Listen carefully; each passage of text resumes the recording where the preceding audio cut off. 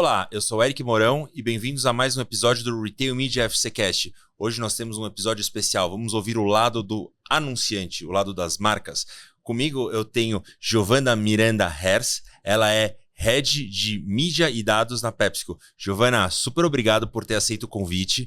Eu quero muito ouvir o lado dos anunciantes e estou muito feliz com a tua presença aqui. Eu tô muito feliz, acho que a gente vai ter muitas trocas.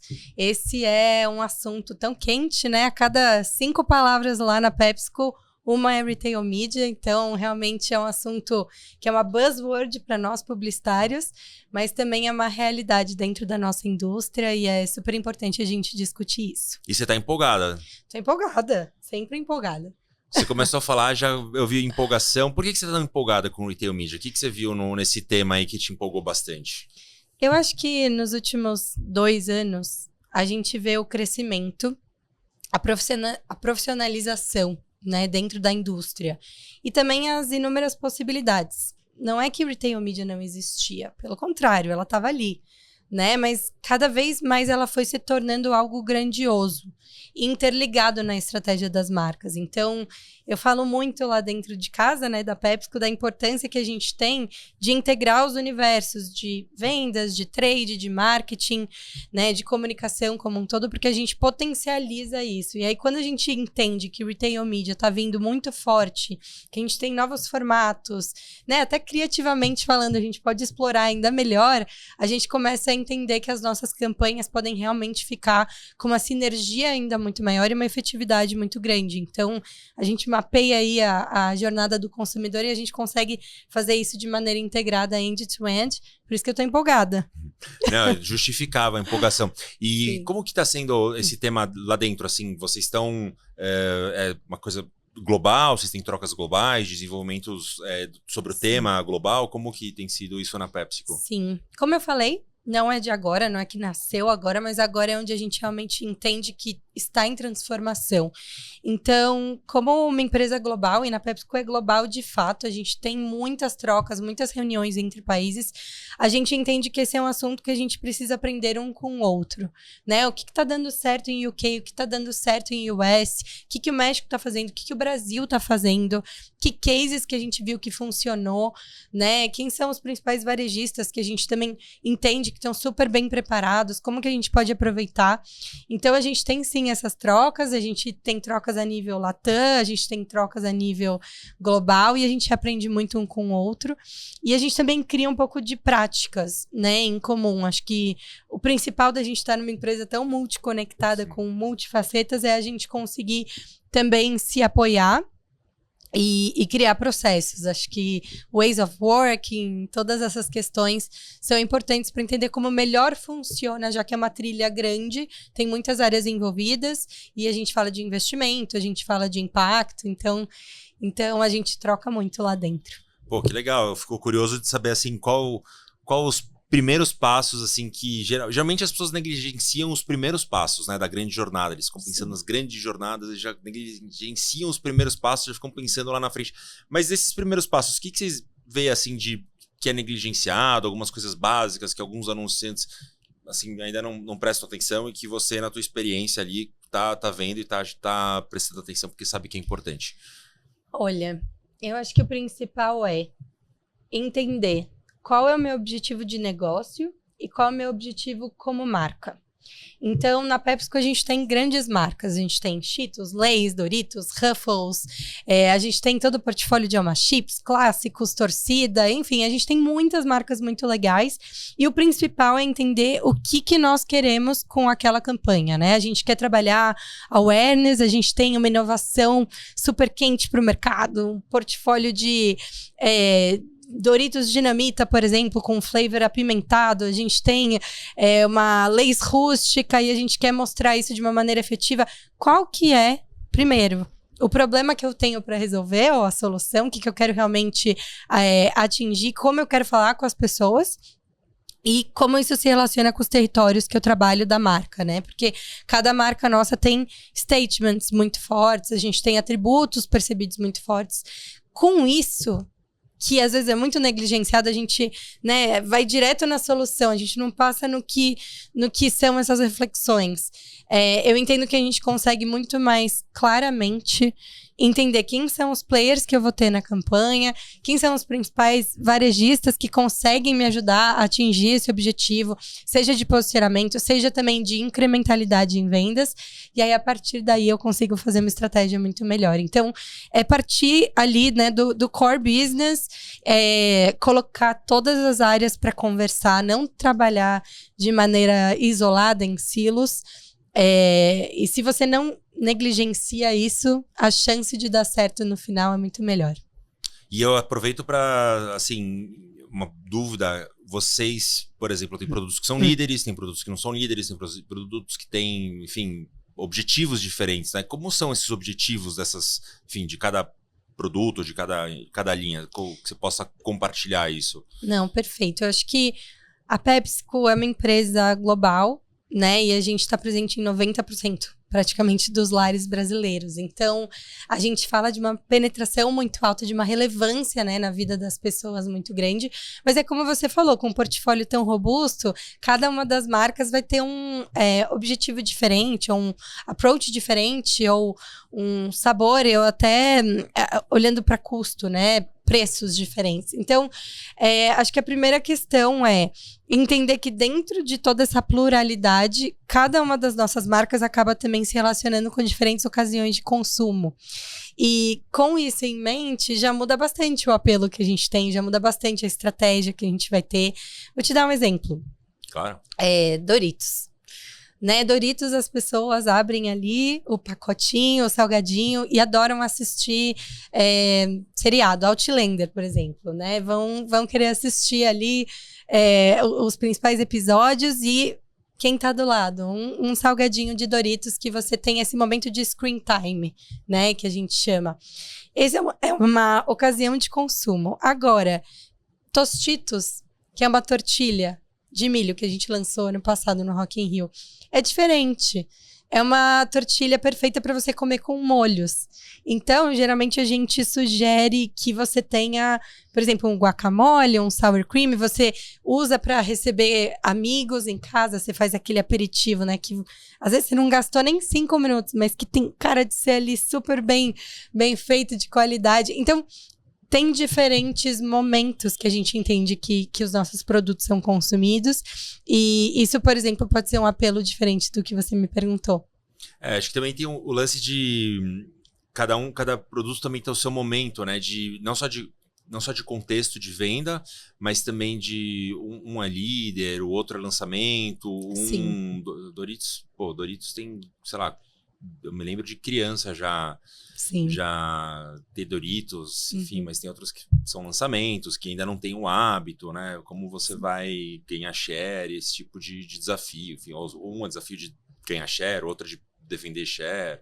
A gente tem lá na PepsiCo uma estratégia bem bacana também de inovação, né? Então a gente está sempre trazendo uma marca nova no mercado, um flavor, né, diferente, um aroma diferente.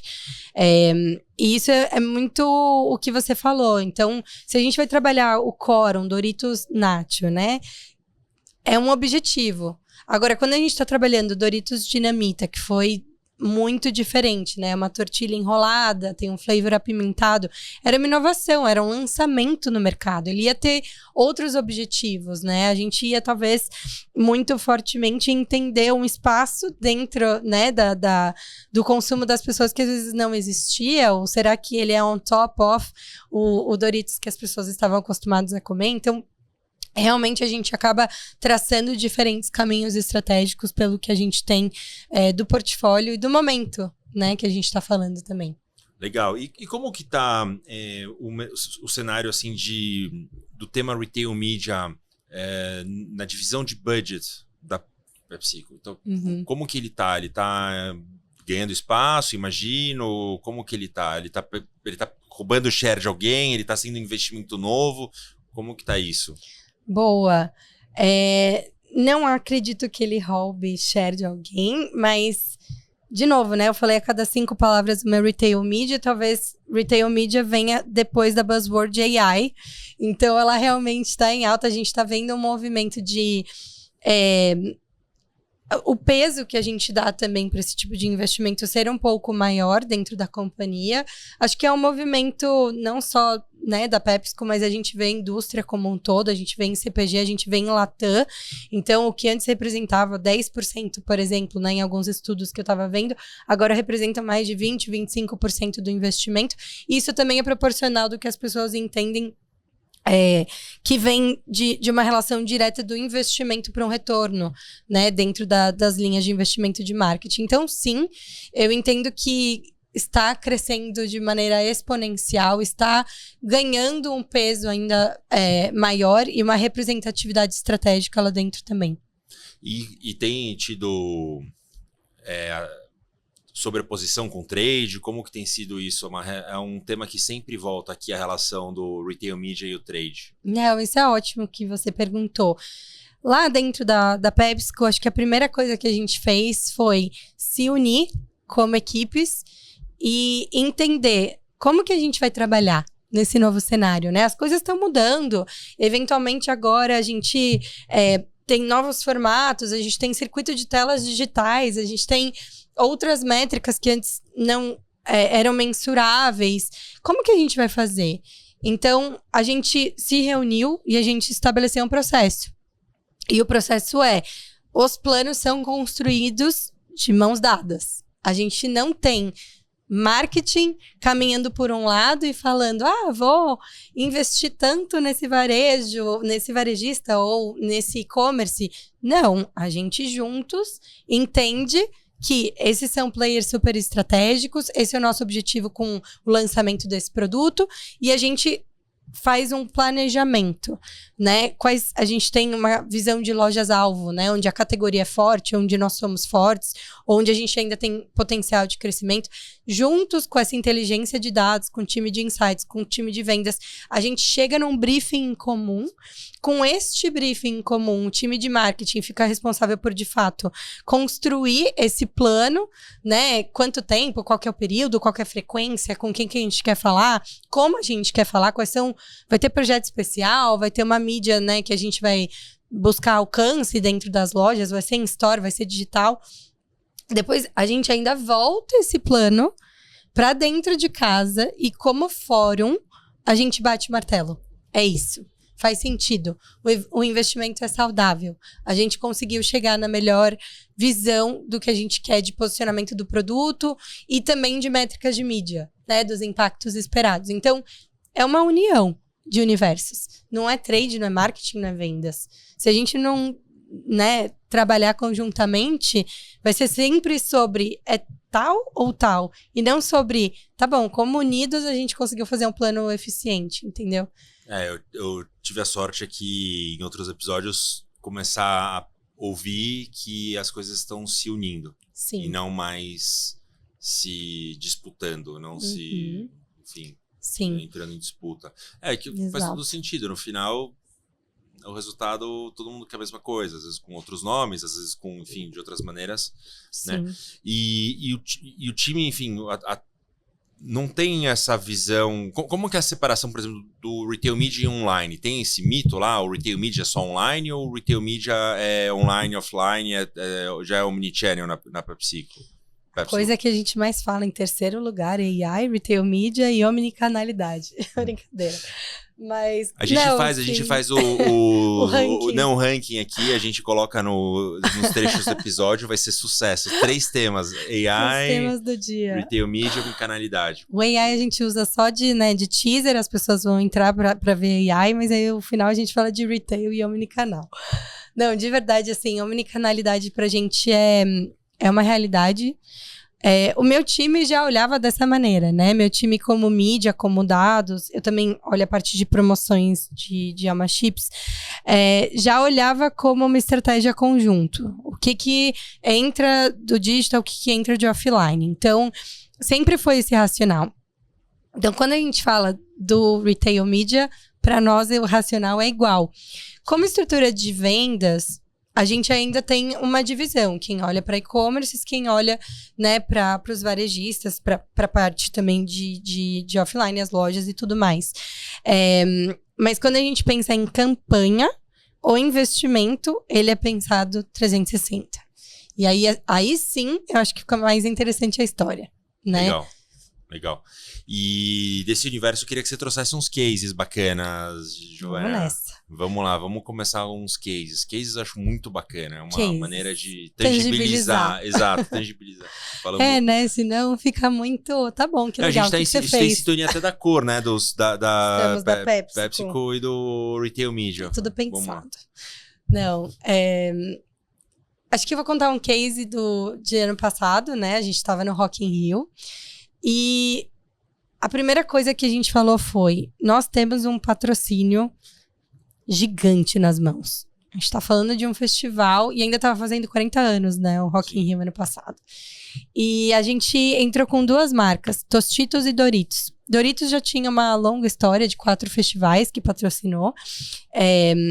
E Tostitos ia entrar pela primeira vez. Então, Doritos era blindar mesmo o território, continuar a história de amor que tem com esse festival, falar do território de música e entretenimento, e Tostitos ia entrar, né, aproveitando esse grande momento para mostrar para as pessoas o consumo com molhos, ter esse appetite appeal e tudo mais. E a gente virou e falou assim: como que a gente vai trabalhar retail media e potencializar esse patrocínio? Então, o plano de mídia, ele virou realmente um estudo da jornada do consumidor. E eu vou dar só um deep dive, né, no Rio de Janeiro, como um todo. Era uma praça super foco para nós.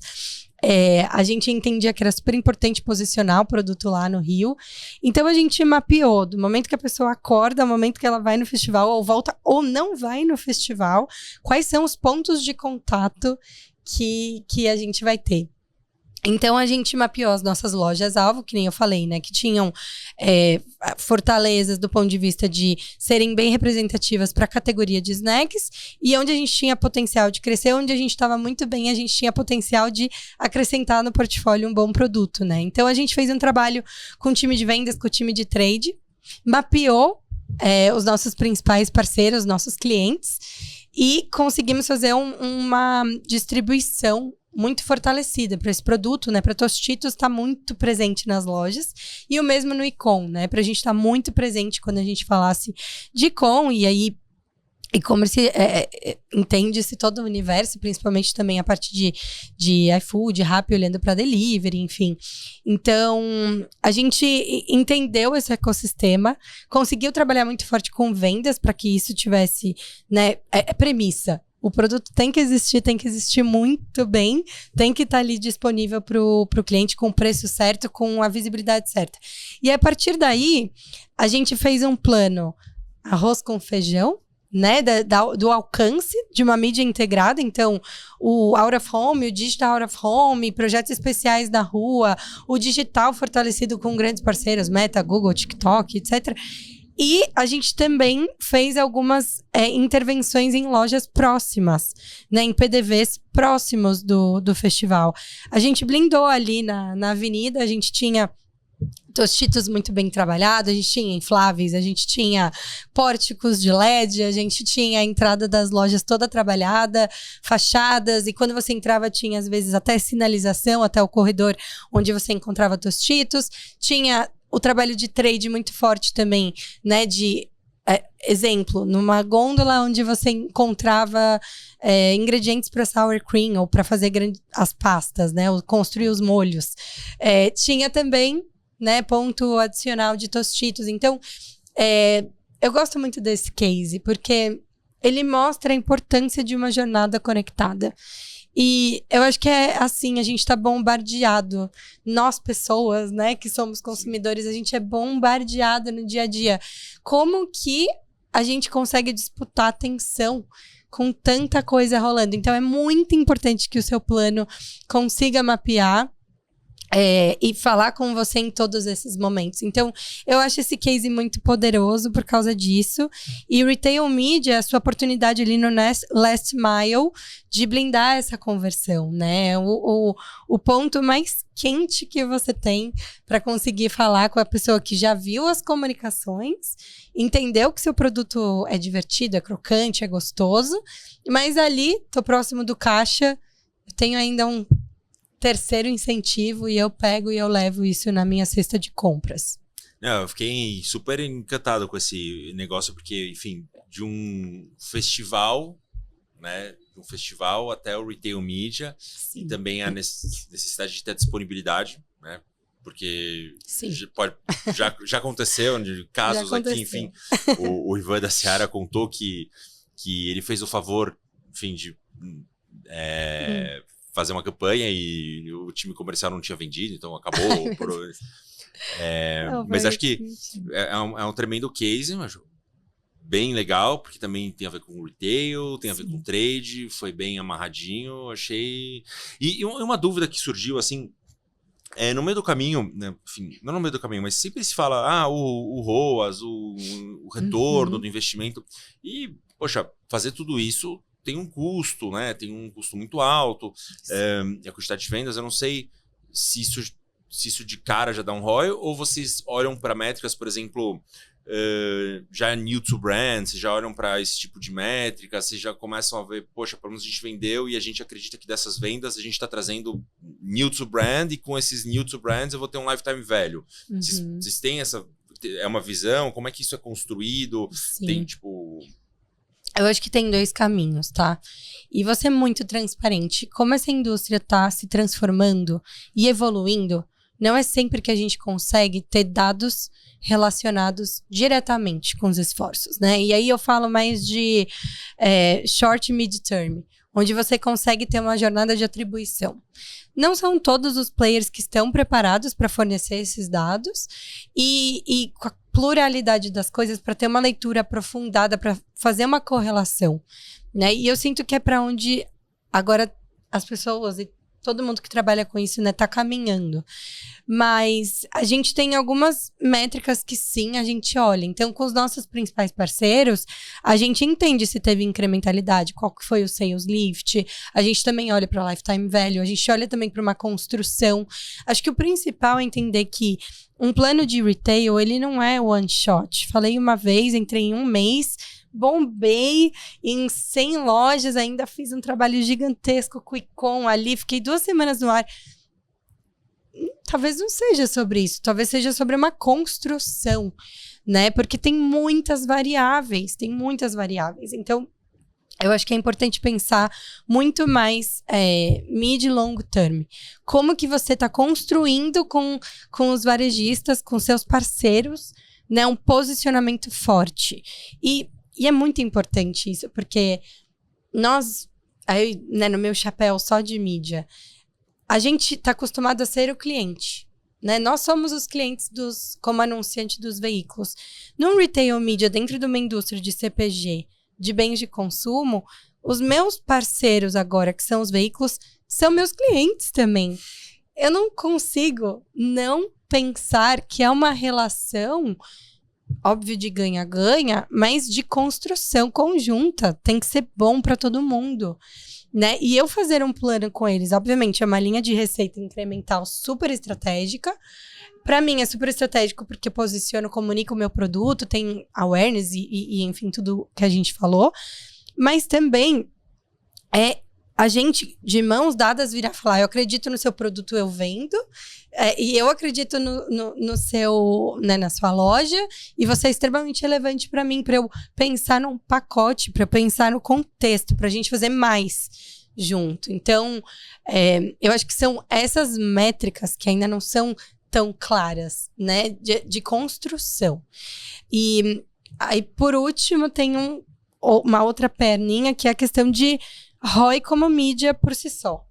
Também tem esse tipo de mensuração. E a gente está cada vez mais estabelecendo quais são as métricas que a gente tem, padrões. Então, eu também tenho que ter capacidade de comparar um display ou um vídeo de ad que eu faço numa plataforma de com um display que eu fiz uma mídia programática externa. Então, eu também comparo isso. E aí, para isso, dentro da PepsiCo, a gente tem um mecanismo de ROI Engine, onde a gente trabalha e a gente coloca todos os dados que a gente tem das campanhas e o investimento, e a gente roda dentro de uma metodologia externa para entender também quanto que cada veículo eu atribuo de ROI. Então, Eu sei que são muitas variáveis que eu falei aqui, mas é que eu acho que é um conjunto de fatores. Não, é uma aula. Até eu fiz umas anotações aqui para não perder as perguntas que eu quero fazer. A primeira delas, assim, uma pergunta direta. Uhum. O varejista que consegue provar melhor, entregar melhores métricas, ele acaba sendo beneficiado na hora da divisão de budget? Pergunta em... Não, super fair. Eu acho, de novo, tem a ver com a estratégia macro da companhia. A gente, em primeira mão, que nem eu falei, constrói um briefing que já entende quem são os principais parceiros do ponto de vista daquele produto da minha estratégia. Então, é uma relação que começa inicialmente com um bom planejamento e que eu já vou ter mapeado dentro da minha estratégia comercial, onde eu vou estar bem posicionado. Então, começa daí. A questão da mídia, eu acho que ela acrescenta a equação e ela torna retroativo se a minha estratégia foi efetiva ou se ela poderia ser melhorada. Mas isso não quer dizer que se eu fiz uma campanha naquele período não foi tão bom no short term, que esse meu parceiro não vai continuar sendo considerado. Porque entendi. Entendeu? O foco é muito mais na importância desse varejista ali no bolo de varejistas. Mas acho que a pergunta ela também tem a ver com um lado de... imagina que você pegue 2 varejistas no mesmo peso, assim, um varejista consegue entregar mais dados. Porque o ponto que eu quero chegar aqui eu escuto em alguns momentos, e acho que até a gente começou a falar um pouco sobre isso, da dificuldade, às vezes, deles entregarem métricas, deles entregarem informações, deles entregarem relatórios. Sim, acho que é um tema... Eu não sei, você sente, enfim, que eles tem espaço para melhorar? Como que estão? Porque essa era a pergunta, se tem espaço e se tivesse uma melhoria, se eles conseguiriam receber mais investimento. Eu acho que isso é inerente. Acho que quem sai na frente, quem se profissionaliza ainda mais, quem investe em digitalização, quem às vezes entrega de uma maneira ainda mais amigável, né, um dashboard de dados, a correlação do investimento, o que cada um dos formatos que você investiu teve de maior ou menor impacto, às vezes pesquisas, né, que a gente está acostumado com outros players no digital, brand lift ou, né, outras métricas que a gente também vê. É óbvio que os principais players que tiverem isso na mão vão naturalmente ser mais considerados, porque a gente entende que você vai conseguir acompanhar melhor o investimento e depois conseguir comprovar, porque nós como marqueteiros somos científicos. Sim. A gente sempre vai ter que comprovar que o que a gente está fazendo é efetivo. Então, respondendo a sua pergunta de base, eu entendo que sim. Mas eu também acho que no lado de retail media, e acho que é uma coisa muito específica da nossa indústria, a gente tem interesse em desenvolver conjuntamente. E eu falo isso da relação com agências, eu falo isso com a relação com veículos offline e tudo mais. Eu acho que também parte da gente ter uma boa entrega de mídia é você também ser um bom cliente. Você saber pedir. E eu não acho que tem falta de vontade, eu não consigo. Eu acho que às vezes a gente também conseguir direcionar o que a gente quer. O que nós queremos ver? Quais são os KPIs? O que importa pra gente? Ou às vezes até trazer na mesa, olha, geralmente os custos que eu tenho atribuídos a isso, considerando o fluxo de pessoas que vai na sua loja, considerando o potencial que eu tenho de incrementalidade, é tanto. Entendendo esse contexto, você consegue fazer um plano que se adeque mais? Ou você consegue trazer métricas que depois eu vou até conseguir justificar que eu quero fazer mais campanha com você de novo? Então, eu acho que também parte desse pressuposto que a gente também precisa saber o que pedir. E aí eu acho que a maior parte de quem a gente trabalha hoje está muito aberto e tem muito interesse e está investindo em construir áreas dentro que são mais especialistas, né? E que mesclam um pouco de conhecimento. Então, antigamente, talvez a parte de retail ficava em algumas áreas mais de vendas ou de trade. Agora, de novo, como eu falei, como é um grande bololô, é um ecossistema, eles estão trazendo profissionais especializados em mídia também para compor essas áreas, né? E não é só a mídia, não é só o marketing, é a junção desses conhecimentos que eles estão criando em squads para conseguir atender melhor essas necessidades. Assim, a gente vê muito essa transformação.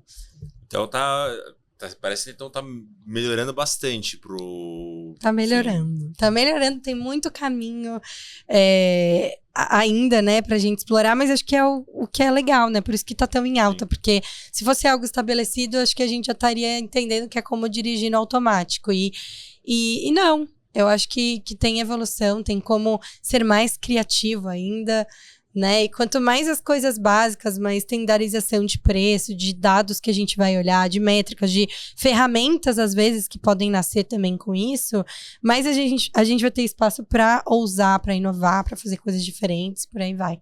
Você falou de criatividade, né? Eu acho que é um tema... se AI, Retail Media e omnicanalidade são muito falados, eu acho que criatividade está sendo pouco falado. Hoje... No dia que a gente está gravando aqui, eu ouvi uma palestra que falou sobre criatividade em Retail Media. Isso me lembra muito o momento quando eu comecei com mídia online, que a capacidade de segmentação era tão grande que a mensagem, a criatividade, a mensagem, enfim, o conteúdo era negligenciado, porque a capacidade de segmentação era tão boa, tinham poucos anunciantes, então isso já resolvia.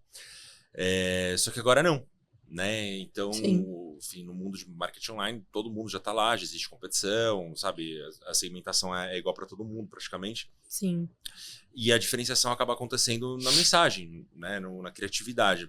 Sim. E Retail Media, eu sinto que ainda o pessoal está muito no... Sei lá, não que criatividade não seja básico, mas está ainda começando e negligenciando um pouco... Né, de criatividade. Eu queria que você falasse um pouco como que vocês estão tirando proveito disso. Vocês têm algum case, alguma coisa bacana? Ou o que você acha sobre esse tema criatividade em Retail Media, que é...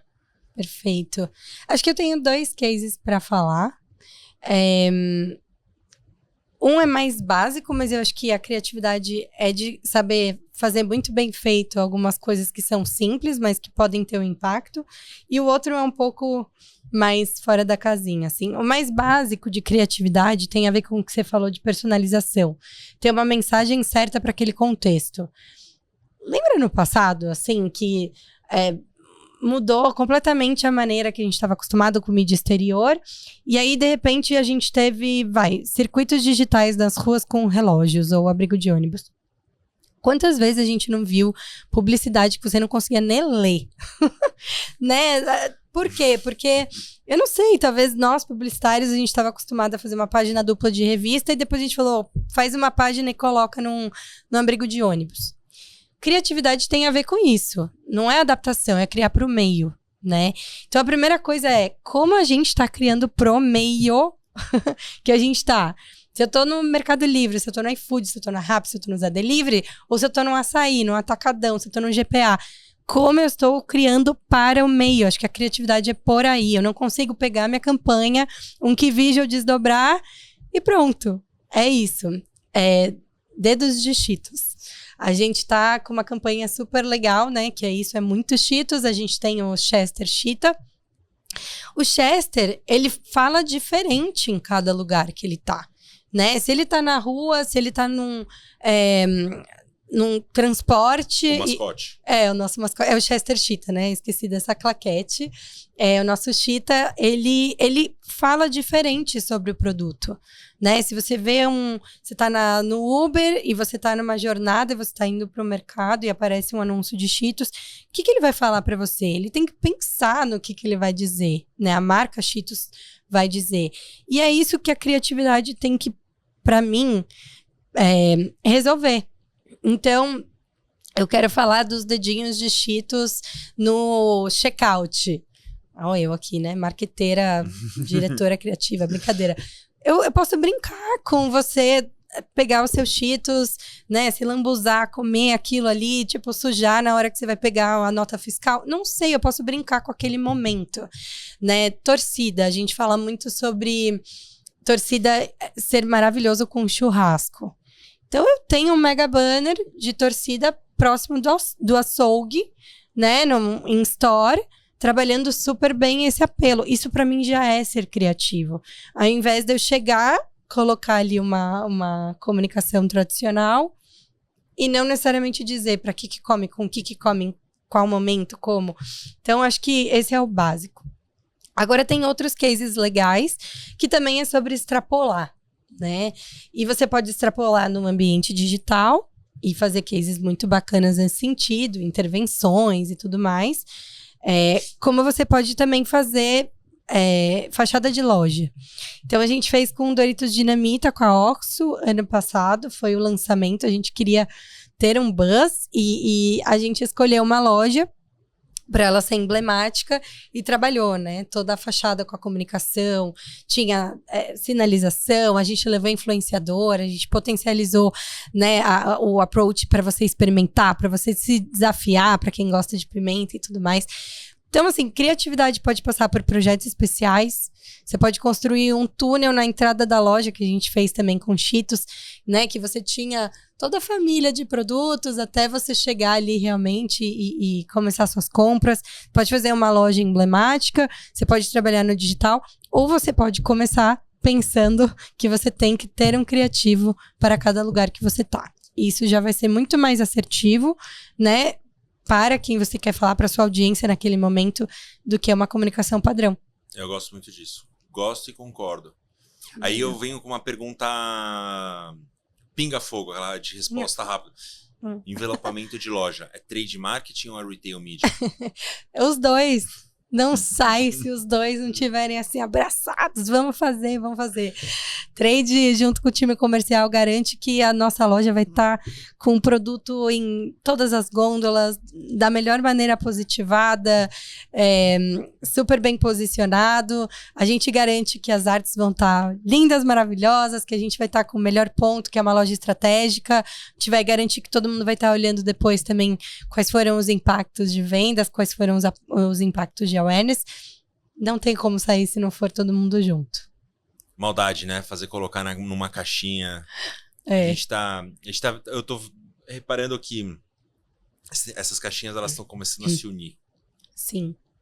Depois de talvez disputa, estão se unindo. Então tá se vendo que não dá mais pra ficar, não, é só isso, só aquilo, não tá. E não é um pouco do que a gente vê sempre? Eu acho que nas empresas e grandes empresas, o principal é você entender que tá todo mundo caminhando pro mesmo lugar, tá todo mundo explorando, é novo, tem coisas pra gente resolver. Se cada um for por um lado, ninguém vai chegar no lugar. E eu acho que no mundo tão rápido que a gente tem, né? E publicidade é muito rápido mesmo. As coisas acontecem num piscar de olho. Uma hora é isso que é quente, outra hora é isso que é quente. Uma hora isso funciona, outra hora não funciona. Outra hora o algoritmo faz tudo por você, outra hora não faz mais. Então, é muito importante que esse mindset perdure nos times. Porque nesse momento a gente vê assim. No próximo pode não ser. Então, eu falo muito sobre... primeiro, se embasar, mas também conseguir ter uma rapidez de se transformar, ser flexível, né? Eu posso estar falando isso para você agora, pode ser que amanhã, não, tenha que ser vendas. Tudo bem, a gente tem que chegar, entender que isso é o melhor para todo mundo e está na mão de tal ou tal time. Então, eu acho que é muito, muito importante entender o objetivo final como nossa North Star é mais importante do que a governança que existe hoje, porque as coisas se transformam. No passado, era uma área de online, uma área de offline, uma área de performance. Não sei, pode ser que tenham empresas que ainda trabalham assim, mas na minha concepção, as coisas podem ser mescladas, dá para você pensar numa jornada única. Então, eu acho que tem que estar aberto à mudança sempre. Infelizmente ainda devem ter empresas assim, devem existir, mas enfim, Sim. Elas estão ficando pro passado, pro museu. Não, e eu queria voltar, o papo tá muito bom, eu queria voltar um pouco, quando a gente estava falando sobre o tema de maturidade dos varejistas, né? Como que Sim. Queria que você falasse sobre isso, vocês olham, tem um processo para medir isso, como é que é isso? Boa, tem.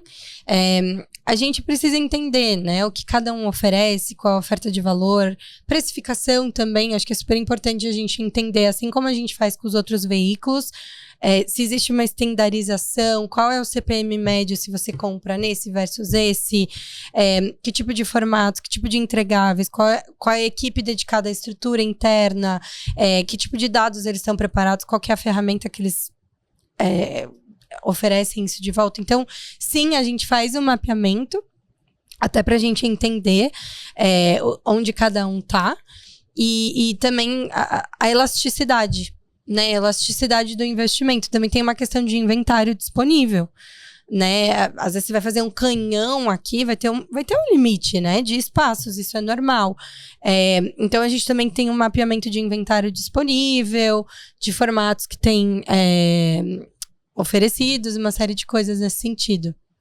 E formatos? O que vocês dão preferência? Assim, que formatos que você gosta mais? Enfim, sempre entra naquele tema, o produto patrocinado é o principal, onde vai mais parte do dinheiro. Mas, enfim, onde tá teu olho aí para cada tipo de formato? Sim, não é só o produto patrocinado, não é só, às vezes, a barrinha ali de search, né, de sponsor também. Eu acho que cada vez mais a gente está olhando, né, para os players como o funil completo. Não é só sobre conversão, é também e muito importante a conversão, mas também é sobre a construção dessa frequência. A gente está vendo também alguns cases que fazem um teste AB. Quando você investe só em sponsor products ou paid search dentro, né, de e-commerces, por exemplo, versus você fazer uma estratégia de funil completa que passa também por awareness e alguns formatos de consideração. E o mais efetivo e mais rentável é quando você tem um trabalho de full funnel. Então, eu acho que é importante sempre ter isso em mente na hora de construção. Você acabou de dar um corte. Já virou corte. Tipo, esse é um baita corte. Esse é um baita corte. Isso aí é corte, o pessoal, todos os nossos espectadores, o pessoal que segue o time de marketing dos varejistas vão pegar isso daqui e vão botar no Media Kit deles. Preciso depois estudar sobre propriedade intelectual, porque isso aí vai ser o que eles mais querem falar, né? Legal. E você tá assim, no teu nível, no lado deles, você tá no nível de maturidade avançada, porque tem muita gente que ainda olha só o ROI, não olha essa incrementalidade. Sim. Faz sentido. Mas é o que eu falo, eu acho que tá todo mundo querendo evoluir. Tipo, e essa visão mais amadurecida, a gente também tá ainda nessa jornada, né? E para entender isso, é muito importante testar. A gente não tem uma resposta concreta, a gente tem o que a gente faz de BAU, né? Mas pra gente até justificar investir mais, né? Entender a potência dessa indústria, o potencial que nós temos também, é preciso que a gente não tenha medo de, sabe, compor diferentes investimentos, fazer planos de mídia que tenham diferentes linhas, entender qual que é depois o resultado pra gente também tornar isso como uma best practice. Então, assim, acho que o principal é você estar aberto pra isso e você ter um time que realmente vai conseguir acompanhar do começo ao fim. Sim, sim. Não, e vocês usam métrica de iROAS? A gente tem ROAS, principalmente olhando para o digital. E o iROAS, de Incremental ROAS? Incremental ROAS, a gente tem alguns parceiros. Não são todos que a gente consegue fazer isso, mas sim, nós temos. Mas, de novo, eu acho que ainda tem vários que a gente não consegue chegar nesse nível, assim, de leitura. E estão caminhando para a gente conseguir ter esse tipo de métrica e leitura constante nos planos. Quando você acha que vai ter essa... Não digo total padronização, mas quando você acha que vai ficar mais... Olha, eu acho que pelo menos esse ano é um ano de musculatura, né? Como eu falei, tem muitas empresas mudando estrutura, time, contratação e mudando foco, querendo crescer vertente de mercado no digital. Eu falo bastante por causa da minha indústria, da PepsiCo. E eu acho que isso leva tempo para as equipes começarem a rodar, para ter mais maturidade, para se criarem ferramentas. Então, eu entendo que 2025 é um ano de... Vamos lá, eu entendo que 2024 era um ano exploratório, desbravador e piloto em alguns aspectos. Esse ano é de aterrissar, desenvolver, amadurecer E eu acho que até o final do ano a indústria já vai ter mudado muito. Ela vai estar muito mais madura, adulta. E eu entendo que 2026, 2027... ela vai conseguir falar a mesma língua de outras mídias. Ela, eventualmente, vai poder me oferecer, tipo, uma compra programática e vai estar integrado com qualquer outra que eu faria. Eu vou ter as mesmas métricas que eu acompanho de uma maneira natural. Eu acho que as pessoas vão conseguir falar a mesma língua. Eu acho que vai ter uma estandarização também, que ajuda, porque cansa muito os nossos neurônios quando a gente tem conversas diferentes. E quando a gente está falando de mídia, se é retail, se é on-off, né? Às vezes as conversas só vão evoluir se elas se tornarem mais padronizadas. Então eu vejo isso. E aí é o que eu falo. E aí depois de abrir todo esse mundo e amadurecer, eu acho que aí a gente vai ver inovação. Aí eventualmente uma ferramenta de AI num algoritmo vai te dizer, sem você ter que fazer uma lista antes das lojas, quais que seriam os melhores pontos para você comprar. Talvez a personalização criativa consiga entender que você é um fã de batatas e eu sei que você está na loja e eventualmente eu vou te mostrar Lay's e Ruffles em vez de você ver um anúncio de Doritos quando você passa. Eu não sei, mas eu acho que a gente tem que sonhar e entender que isso vai ser uma realidade tipo pro próximo ano e para 2027. Legal, eu ia perguntar sobre o bolão, né? Que é um quadro sobre bolão. Aí eu faço essa pergunta, você já respondeu. Se tipo, tem algum outro palpite, porque o bolão, como é que funciona? É o palpite, assim, nos programas de futebol, sempre tem aquela parte, vai ter o jogo, vai ter o clássico e tal. O que você acha que vai dar? E os comentaristas falam, pela situação do time, 2x0, 3x0, 1x0. E hoje Santos, o que vai dar, será? O Santos, com o Neymar... Tipo... Será que vai ter o primeiro gol ali dele na volta? Eu não sou santista, mas eu tô torcendo. Eu tenho família santista. Legal. O pessoal tá empolgado. Eu tô torcendo. Acho que acho que é uma coisa legal. O Santos merece que time? Revival. Qual é o seu time? Sou palmeirense. Amo Palmeiras. Você viu que a gente teve aqui a Fabi, ela contou que o avô dela foi o goleiro do Mundial. O avô dela era reserva, aí no dia da final do Mundial, o titular não pôde participar e o avô dela... que demais. Imagina. Aqui no estúdio todo mundo é São Paulino. É mesmo? Olha só. Não, tá bom, feliz, desculpa desvirtuei. A gente tá feliz, a gente acabou de ganhar Tamo tranquilo, vamos ganhar estamos contentes.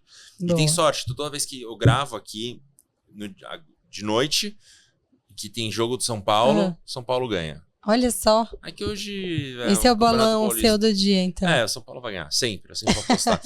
Mas do mercado, assim, você falou bastante sobre... Enfim, você falou agora como foi 24, 25, 26, 27. Mas que mais? Você tem alguma outra coisa que você acha que vai acontecer? Além de, enfim, dos palpites que você já deu seu palpite antes do quadro começar. Mas tudo bem, ótimo. Não tem problema nenhum.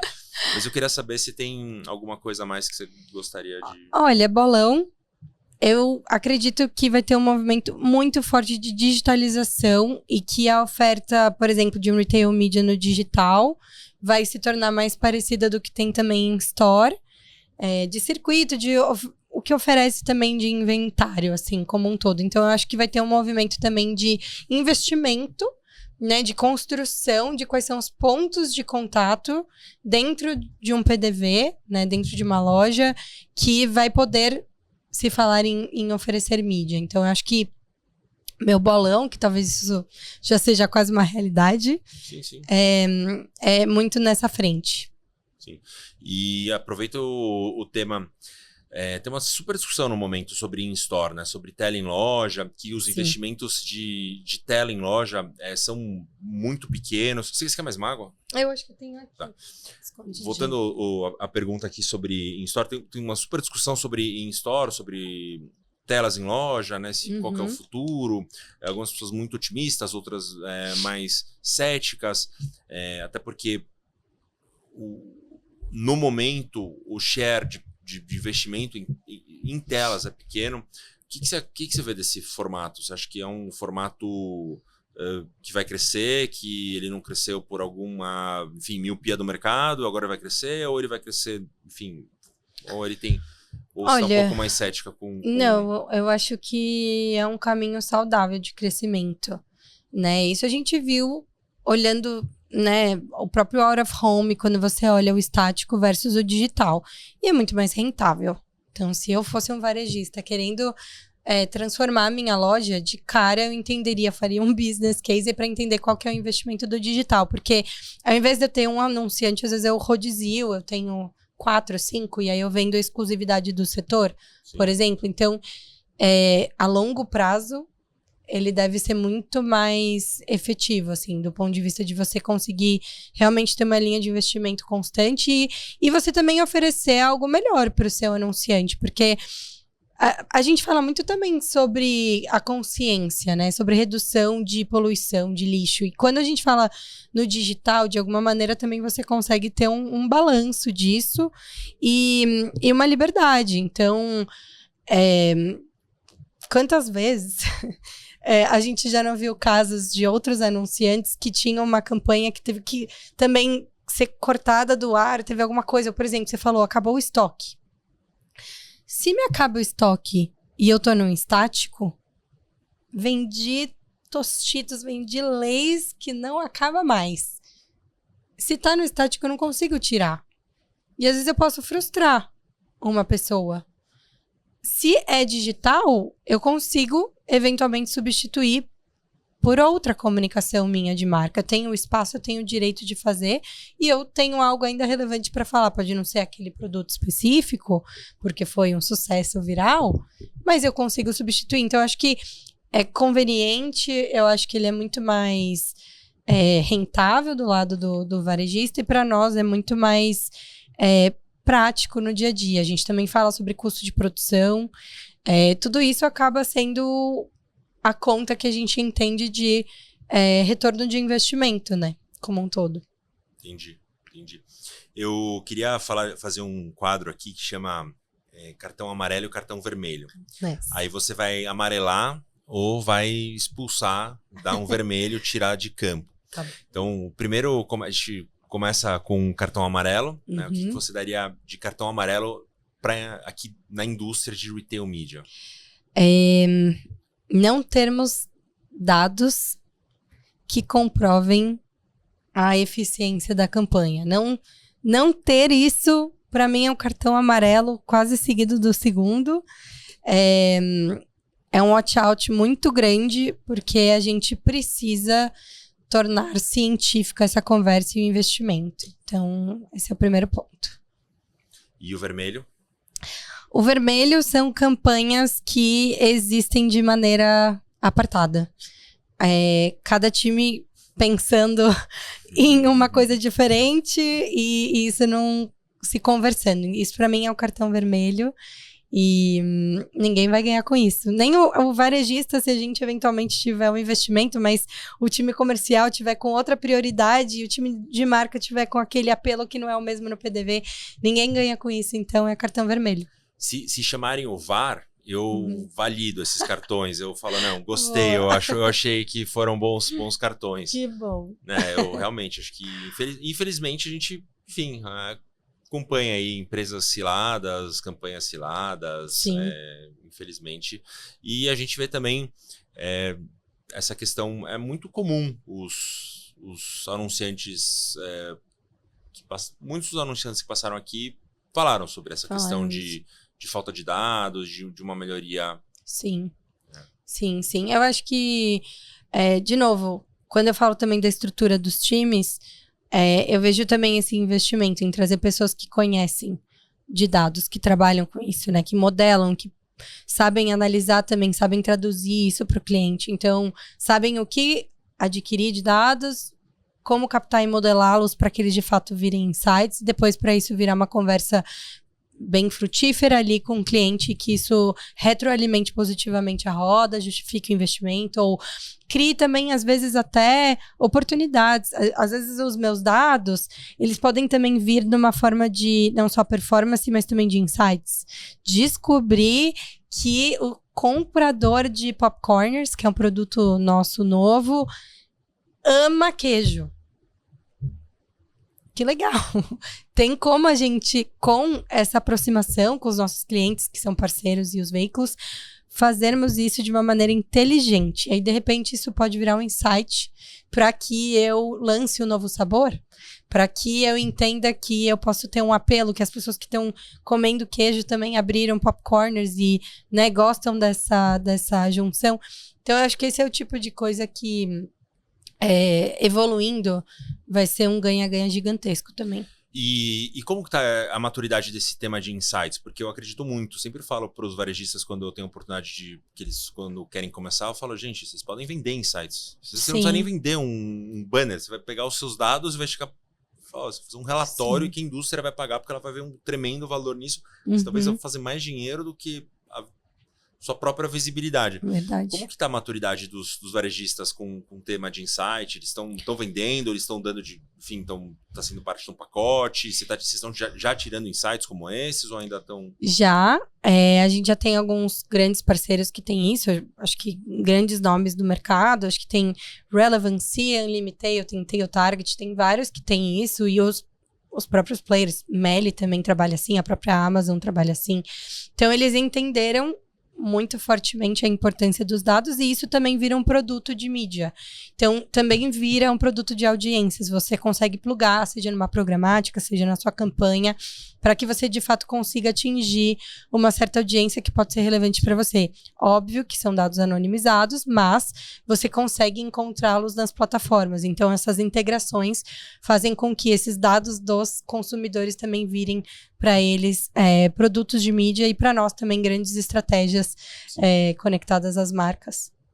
Gia, eu tô super curioso em saber qual insight já foi tirado. Você não precisa me falar assim no detalhe, tal produto, mas tem algum insight que você possa contar? Que você anonimiza o insight, se você puder. Tá bom. Você tem todo o tempo do mundo. Eu vou falar um insight. Tô muito curioso. Ótimo, fiquei muito curioso com esses insights. Não, maravilha. Eu vou falar 2 insights que a gente entendeu. Geralmente, salgadinhos apimentados vêm em cestas conjuntas com leite. E falam que leite geralmente equilibra o sabor de pimenta. Não sei se tem a ver. É verdade. É básico. A acidez é básico. Então, isso é um dos insights. Eventualmente, a gente poderia considerar um posicionamento na gôndola. Não sei, isso pode ser algo super interessante. Outro insight que nós tivemos aí dentro de casa, que une o universo de Salt com Foods, é que a gente percebeu que grandes consumidores de fandangos também compram todinho. Então, pode estar muito relacionado também com pais, ou tutores de crianças que pensam em lancheiras ou recompensas ali para os filhos e entendem que fandangos, que é um estruzado, salgadinho de milho, também pode compor, por exemplo, uma lancheirinha com um todinho levinho, que também foi um produto que a gente lançou no passado que foi super bem nesse sentido. Então, a gente aprende muitas coisas com como os dados mostram os comportamentos de consumo e etc. Isso é fantástico, é um mundo muito interessante. E é curioso, Sim. né?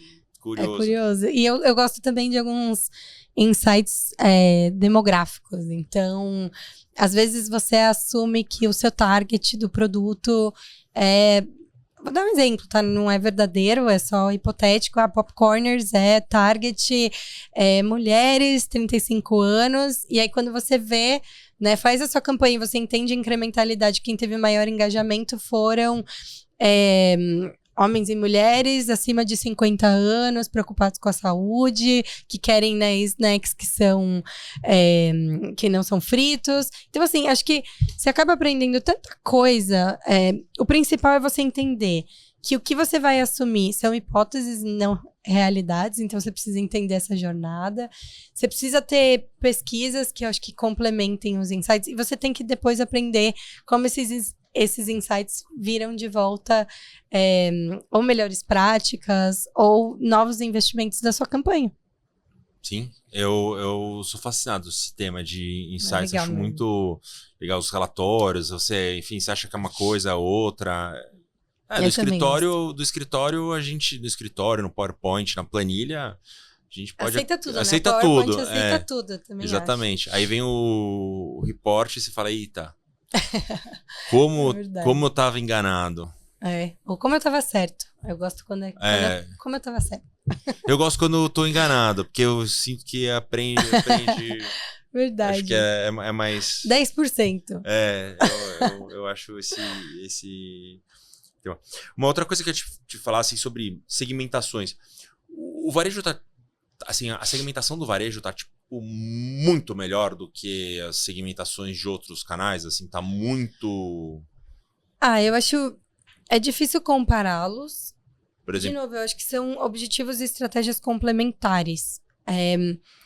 Você tá falando do last mile, mas você pode trabalhar audiências um pouco mais abertas. Mas quando você fala de outros veículos, né, os que estão super amadurecidos e enraizados, eles já estão também entendendo que eles têm que ter cada vez mais os insights de shopper dentro da plataforma. Meta, Google, TikTok ou outros players, eles sabem a importância disso, eles pensam em collaborative ads, eles pensam em shopper marketing lá dentro também, eles pensam em fazer integrações, né, com e-commerce, eles pensam em fazer integrações com grandes varejistas. Então, eu acho que os universos estão cada vez mais mesclados e não dá pra dizer um é melhor que o outro, acho que eles são complementares. E eu acho que o legal é você entender que com o objetivo que você tem, as audiências que você quer, você consegue atingir essa audiência de diferentes maneiras. E às vezes ambos universos estão super preparados para isso, assim. E eu vou perguntar uma outra coisa, assim, direto ao ponto. O ROI dos varejistas, o ROI em retail media, tá melhor que o resto? Enfim, em média. Não precisa ser que cada campanha é uma campanha... Tudo, enfim, mas em geral... Não dá pra eu responder isso, até pra ser super transparente. O grande estudo que a gente uniu, esses 2 investimentos, eu ainda não tive a resposta. Demora um tempo a metodologia, então eu não tenho isso pra te dizer agora, mas eu acho que, de novo, independente disso, eu vou também entender, eu não acho que isso vai ser meu playbook de autoridade pra decidir 100% das minhas escolhas. Eventualmente, se ainda entender que estrategicamente faz sentido o investimento, eu vou investir, ainda que o ROI não seja diretamente proporcional. Então, não tenho ainda uma resposta concreta para te dar. Entendi. Não, sem problema. E aí, uma outra coisa que eu queria, uma curiosidade, é como os menores participam. Por exemplo, Legal. a gente fala assim, Isso é importante. como que eles conseguem participar de retail media? Eles até participam já de trade, né? Mas como que eles vão participar desse budget, né? Eles poderem receber esse investimento que pode ser importante para eles, pode não, é importante para eles, e como é que eles conseguem, enfim, entregar valor numa escala menor, enfim, como é que você vê o papel desses varejistas menores, mais... Super. Tô de acordo, e de novo volta para o meu ponto que o marketing não consegue sozinho. Eu preciso do meu time de trade junto com o time comercial, falando com esses clientes que são menores ou regionais ou muito específicos, muito nichados, provocando eles e dizendo o que vocês têm para oferecer, porque a gente também destina um teto de verba, um range de verba, para que a gente também tenha vocês como parte do plano. Então, a gente também faz isso. A gente fez um mapeamento, né, de principais clientes que nós temos a nível nacional, uma lista muito grande, muito importante para nós, que tem diferentes tamanhos de representatividade, e dentro dessa lista a gente considerou muitos parceiros que são menores.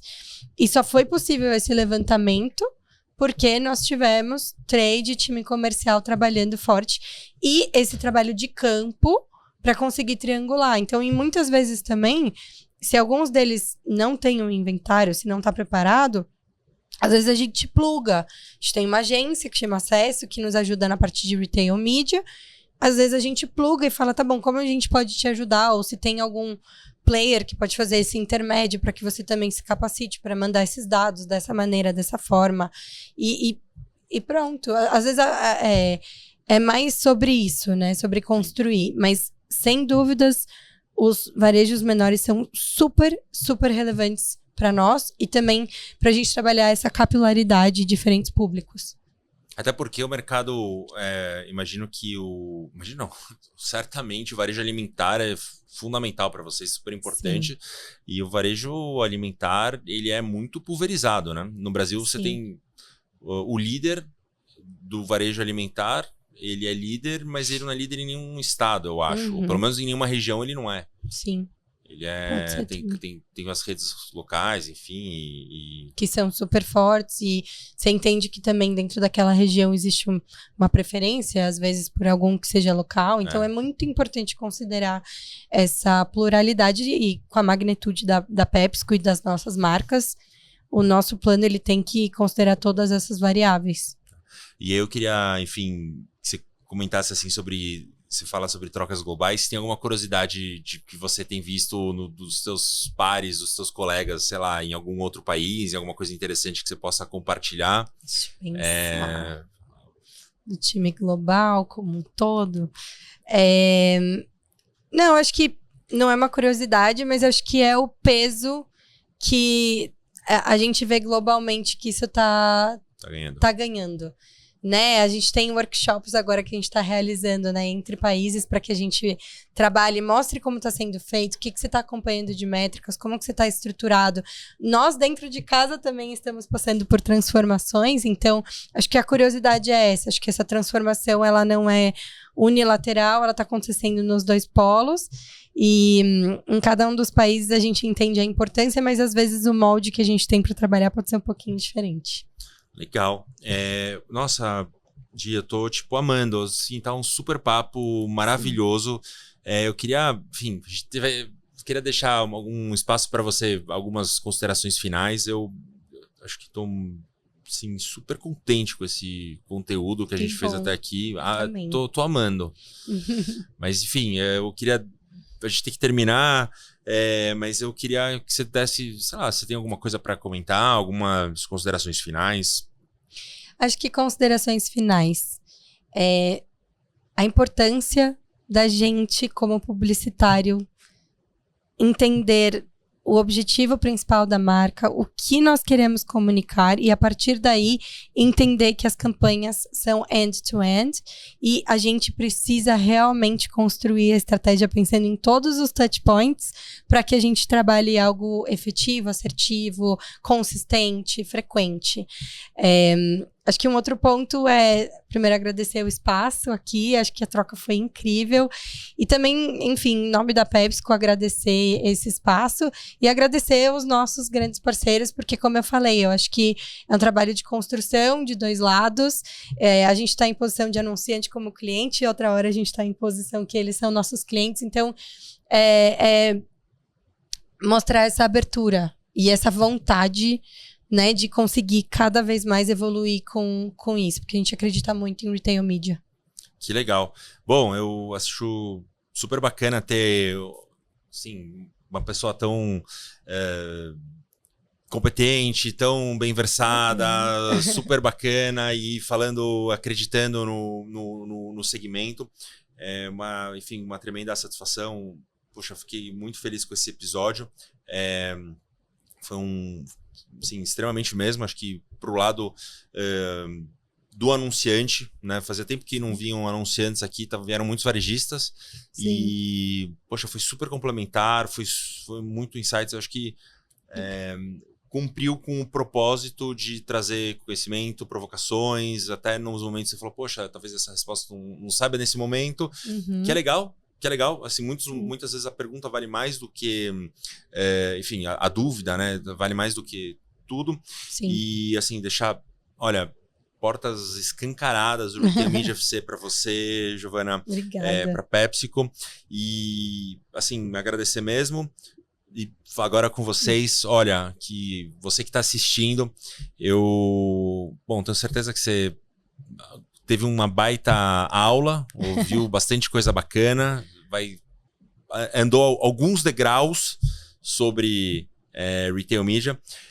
Vale a pena compartilhar, vale a pena seguir, vale a pena, enfim, seguir a gente, visitar o nosso site. A gente está preparando uma muitas novidades para 2025. Assim como a Giovana falou sobre 2025, 2025 tem muita coisa do Retail Media FC. Então, siga. Eu não posso ainda falar tudo agora. Então, quando spoiler, vai lá, se preparem. Coisas muito bacanas e a gente vai ajudar muito esse mercado a alavancar. Giovana, brigadão. Obrigada, Eric. Valeu. Terminamos, infelizmente. Terminamos. Espero que vocês tenham gostado. Tá bom. Obrigado. Acho que tenho certeza e você também tem o teu LinkedIn, né? Você tá no LinkedIn? Sim. Giovana. Giovana Passos Miranda, para quem quiser me achar lá, pode também conectar que eu aceito.